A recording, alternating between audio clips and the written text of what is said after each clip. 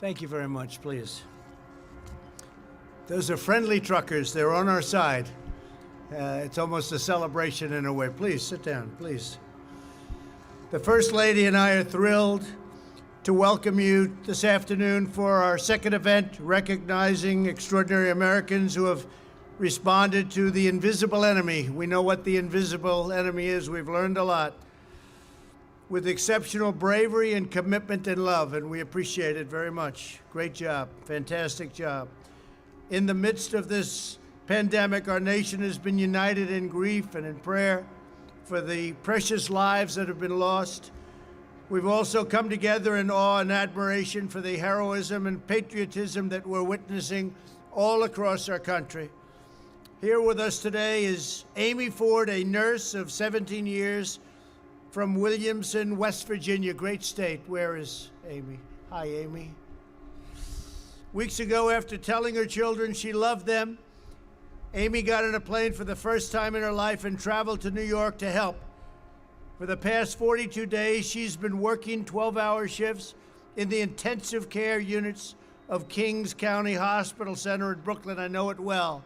I know that building well. I've passed it many, many times. And Amy has been serving the coronavirus patients around the clock. She once held the hand of an elderly patient all night long, just so the woman would not feel alone. Boy, that's something. Thank you, Amy. That's incredible. I want to thank you for what you've done. What a great story. I've heard about this story. Please come up and say a few words. Please, Amy. That's great.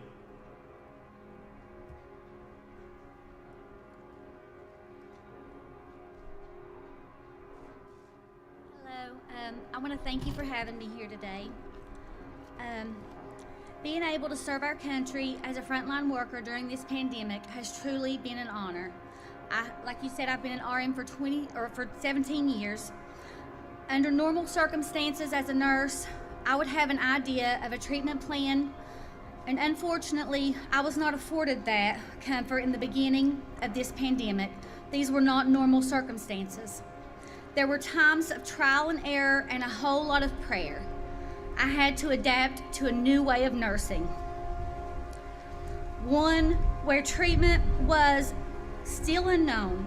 One where families had to trust my word and I had to prove that my word was trustworthy. One where I could only provide comfort by holding my patient's hand, because I could no longer give comfort with numbers and statistics of success rates. Those were unavailable in the beginning. I provided families comfort through FaceTime calls, holding my phone up to a patient's ear, hoping that by hearing their loved one's voice, it would in turn give them comfort as well. This experience has been one of the most emotionally challenging things that I've ever been through, but it has made me a better person in the end. There is a light at the end of the tunnel. We are beginning to see progress, and we are starting to see stories of success. This virus may have initially caught our great nation off guard, but we will overcome this and we will prevail. Thank you. Amy, did you ever catch the virus? Did you ever? No. You never got it. So with all of that long hours and with very, very sick people, you never caught the virus. No, sir. What do you attribute that to? PPE. Oh, really? Good. Good protection. We have had protection. So you feel, so you've had great protection. I have. So you feel that if you have the protection, you won't catch it. You feel that? I feel that's what's protected me. That is fantastic. Good. Yes. Wow. And I have not had any me personally, I have not had any shortage of PPE. And your coworkers, do they? Not at the hospital that I'm at, no. That's they incredible. have So you provided all have very excellent- good equipment, as the Yes. expression goes, right? The Yes. gowns and the masks, everything. Thank you very much, Amy. Thank you. That's great. Amazing.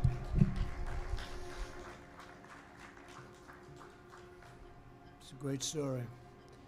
Also with us is Ben Ross, the co-founder of a small custom tie business called Brackish Bow Ties in Charleston, South Carolina. Great place.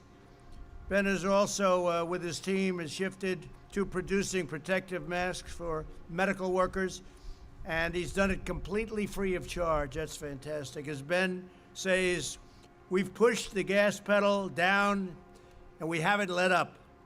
So Brackish Bow Ties has donated more than 2,000 masks to 31 medical facilities in 10 states. And Ben's also been able to keep all 48 of his employees on the payroll thanks to the Paycheck Protection Program. Great, Ben. Could you come up and say a few words? I can tell it's you by the tie. I assume that's the man I'm talking about. Thanks, Ben.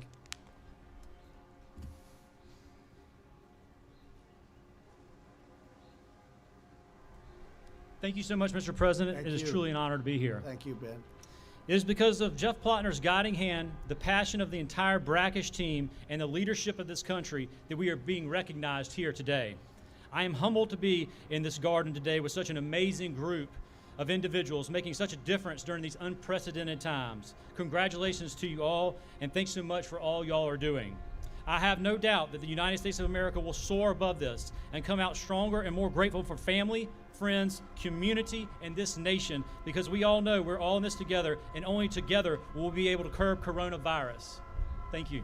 Thank you. Great job. Thank you very much. Thank you, sir. Fantastic. And I like that tie very much, by the way. Today we also honor Sergeant Spencer Garrett, an officer with the New York PD, that's New York's finest, that's for sure, right? Who contracted the coronavirus. After 4 weeks of fighting a painful battle against the virus, Spencer recovered and immediately returned to the front lines.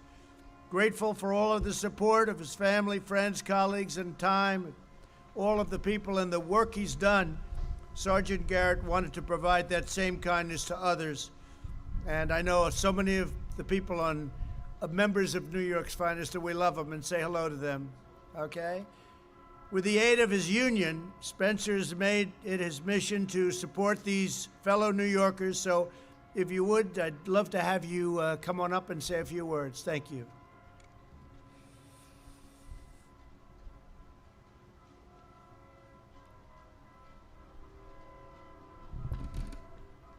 Good afternoon. First, I'd like to start by thanking President Trump and the First Lady for their unwavering support of the NYPD. Thank you. As one of your hometown cops, I thank you for your leadership during these uncertain times. On March 29th, I tested positive for COVID-19. Breaking the news to my parents, Janet and James, my brothers, Lee and Sam, and to my 8-year-old daughter, Liana, was downright scary. I saw the fear in their eyes. I looked at my daughter, and I assured her Daddy wasn't going anywhere. After a vigorous 1-month fight, I returned to duty in late April.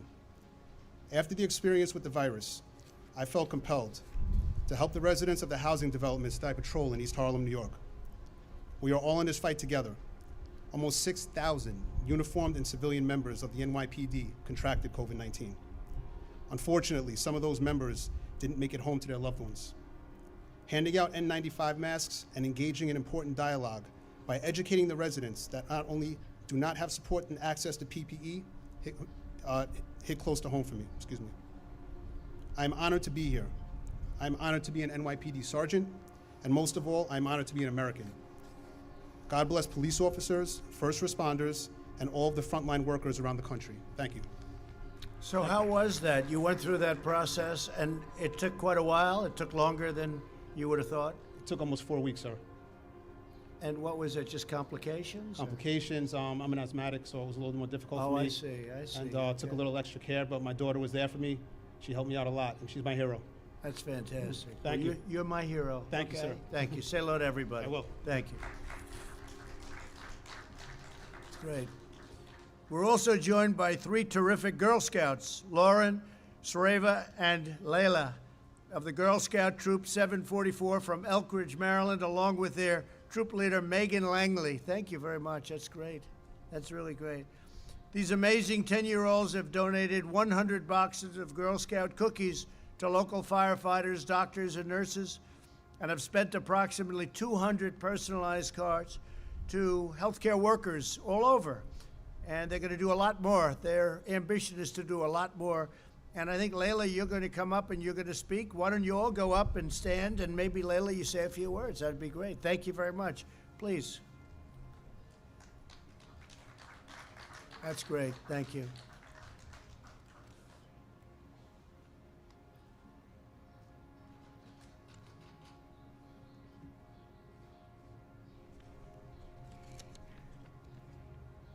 Hello, my name is Layla Khan with Troop Girl Scout Troop 744.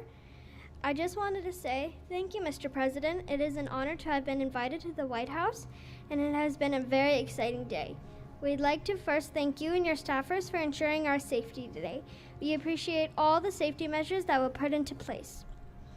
In the middle of March, when everything began to shut down, we, like many Americans, felt compelled to support our healthcare and other essential workers and show our appreciation. We donated cases of cookies to our local firehouses and hospitals, and we made cards to mail to hospitals in our community. Our troop has a number of parents that are healthcare workers, so one of the parents helped to take our personalized cards and place them on the lockers of doctors, nurses, and other essential workers throughout Children's National Hospital. While we are honored that the troop was invited to be here today, we know we are just part of the millions of other children out there that are doing amazing things to support their community, their friends, and their family. It is a privilege to be here representing all of them. They've made cards, painted pictures, held virtual parties, and have demonstrated how we are all in this together. Our message is that everyone can do something, whether it is donating cookies, adjusting to distance learning, or just helping out our parents. We have come together to support each other during this uncertain time. Thank you for the opportunity to serve our community, our essential workers, and our country. Thank you very much. Thanks, Layla. What a great job. Thank you very much. Thank you. Thank you. Thank you very much, all three. Great job. Also with us today is Clay Young, a real estate developer and landlord from Jonesboro, Arkansas. That's a fantastic place. In March, one of Clay's small business tenants informed him that they were concerned that they would be unable to afford the rent. He immediately took the tenant's rent check, ripped it up, and then waived April's rent as well. Clay had only one condition. He said to his tenant, "Take care of your family and pay your employees. Just take care of those employees, please. We'll get through this together." And that's what's happening. Clay then told 11 more small business tenants that he'd waive their rent payments as well. With the help of PPP loans, many reopened the doors this week. They just reopened. So, Clay, I want to thank you very much on behalf of all of us in this country. And if you'd come up and say a few words, that's a great thing. Thank you, Clay.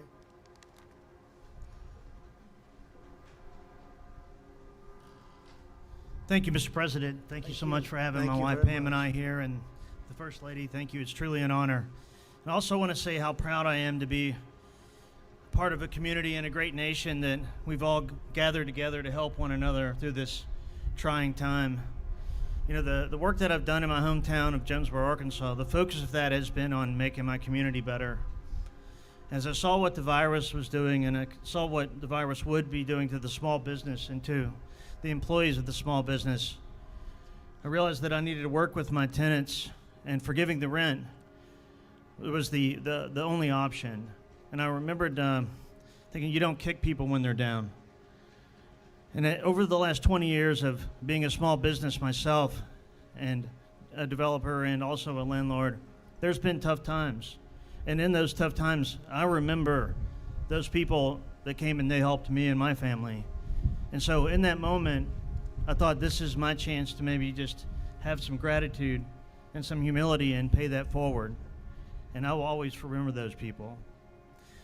So then after that, I helped my tenants with the PPP loans, and I helped them help to participate in this amazing program that what has really served as an invaluable bridge for us all, which brings us to where we are this week. So as we work towards reopening the economy and maybe returning our lives to some sense of normalcy, I just want to say thank you so much again for having me here today. Well, I want to say to you also, and being a landlord is a pretty good business, and I heard you've done really well, and it's nice what you've done, Clay. We appreciate it very much. Thank you, sir. Thank you. Say hello to the people of your state. Your state is wonderful. Yes, sir. Thank you. I like it. You know that. Thank you, Clay.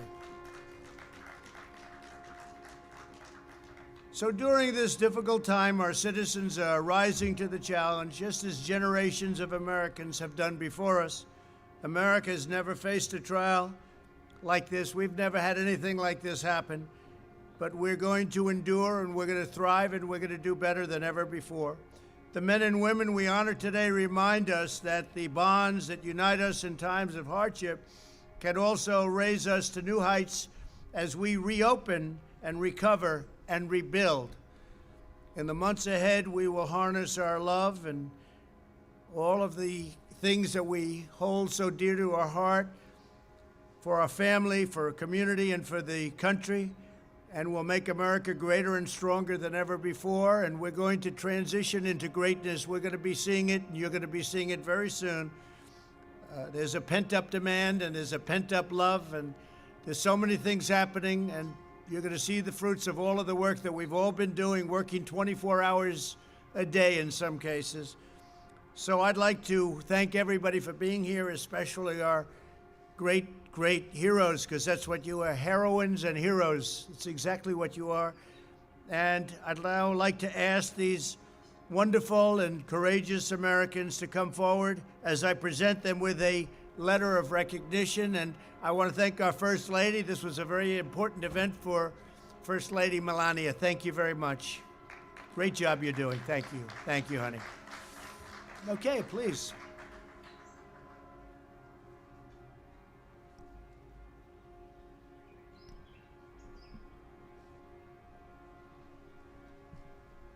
Amy Ford.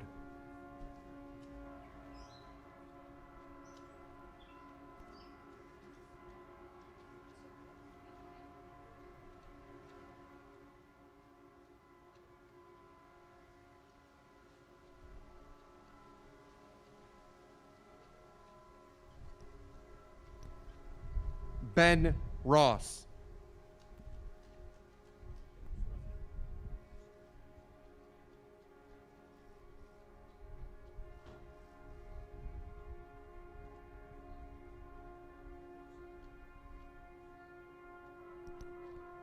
Sergeant Spencer Garrett.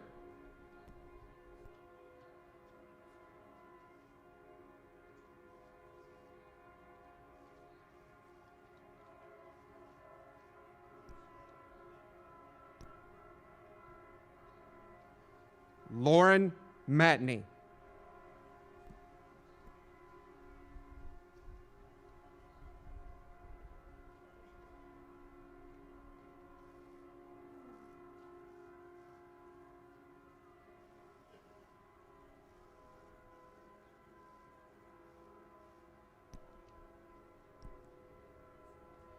Shravia Anna Peretti.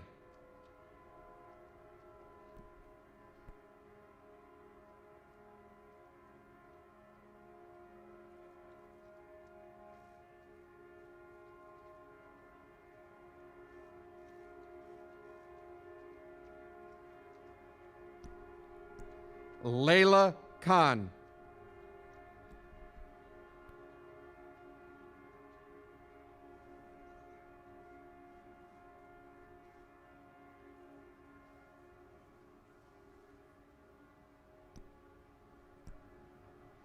Clay Young.